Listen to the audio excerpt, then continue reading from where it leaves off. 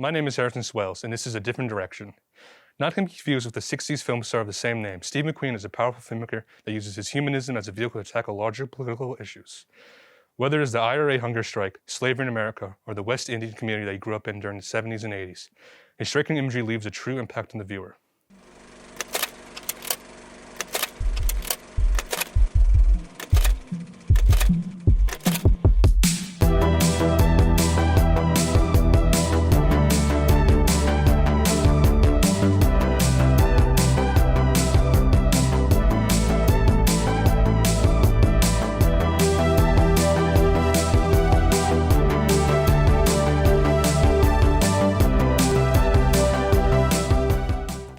Steve McQueen was born in London, England in 1969. He is of Grenadian and Trinidadian descent. He has always wanted to be an artist when he was growing up, but his father was unsure of this path. School overall was difficult for McQueen, as he was unfairly sidelined into programs for manual labor. However, in college, he was able to be the artist that he dreamed of always being. He studied art and design at Chelsea College of Arts and went to the University of London to focus on just art, where he first found his passion for filmmaking. McQueen would start to make short artistic films in the 1990s that would focus on architecture and race. They were more driven by themes than plot.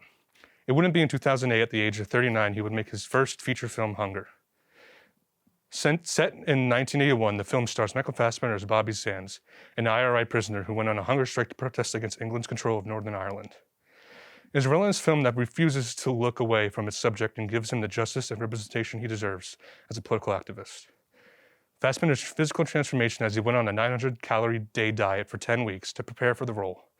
This was the beginning of a great working relationship, as he would go on to work with McQueen in 2 more films. His supporting performance in 12 Years a Slave earned him an Academy Award nomination. While Hunger and McQueen's follow-up feature Shame were great critical successes, it could be argued that 12 Years a Slave was his breakthrough film. The film is an adaptation of the 1853 memoir of the same name. It tells the story of Solomon Northup, a free African-American man who was tragically kidnapped and sold into slavery. The film is such a powerful work that confronts America's horrific history of slavery. Rather than show a clip from the film, as we usually do, we would like to show an interview with McQueen and Laurie Blake discussing how he decided on making this film. I was wondering, in the process of making the film, did you learn anything new about slavery that you didn't know before? Not really, no.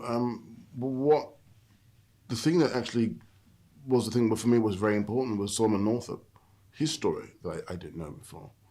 And I was sort of upset with myself when I first finished reading the book, because I didn't understand why I didn't know this guy's story. But then I realized that no one I knew his story. And then the book became my passion to adapt into a film. Once again, McQueen gets incredible performances out of his stars. Lupita Nyong'o's supporting role as the abusive slave Patsy earned her an Oscar. She was the first African actress to win Best Actress in a supporting role in 2014. Nyong'o's award win catapulted her into stardom, as she has since starred in Jordan Peele's Us and has made appearances in Marvel films and Star Wars as well. 12 Years a Slave would continue that night to win Best Adapted Screenplay and Best Picture. It was the first Best Picture winner to be directed and produced by a black filmmaker, and also the first to be written by an African American. Steve McQueen's latest project has been an anthology of 5 films, the Small Axe series.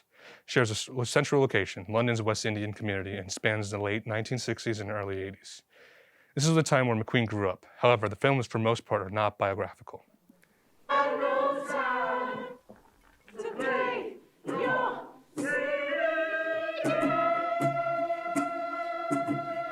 These are new types of human beings. They are not demoralized or defeated persons. They are leaders, but are rooted deep among those they lead. We mustn't be victims, but protagonists of our stories. Don't you think it's time things were different? As individuals, we have an impossible battle. As a collective, we stand a chance. If you are the big tree, we are the small axe, sharpened to cut you down.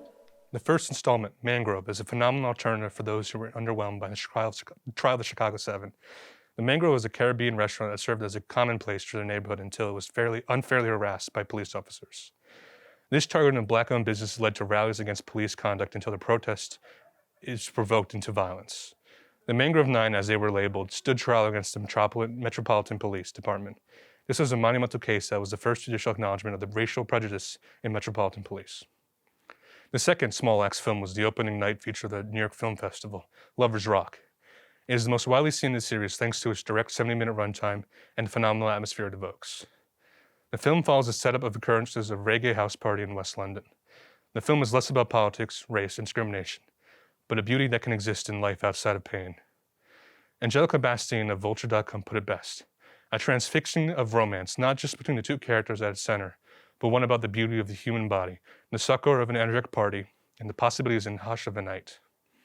If you're missing gatherings in the age of pandemic, Lovers Rock can serve as a sweet balm for those longings. The other installments of the Small Axe series, Red, White, and Blue, Alex Weddle, and Education, are all worth checking out as well. You can find all of them on Amazon Prime. After discussing such an impressive group of films Steve McQueen has made, it is no wonder that he is knighted in the 2020 New York Honors. He was honored for his service to art and film. It looks like he is going to start production on a documentary about Amsterdam during its occupation in World War II. No matter what he chooses to make in the future, we will happily go in a different direction with Steve McQueen.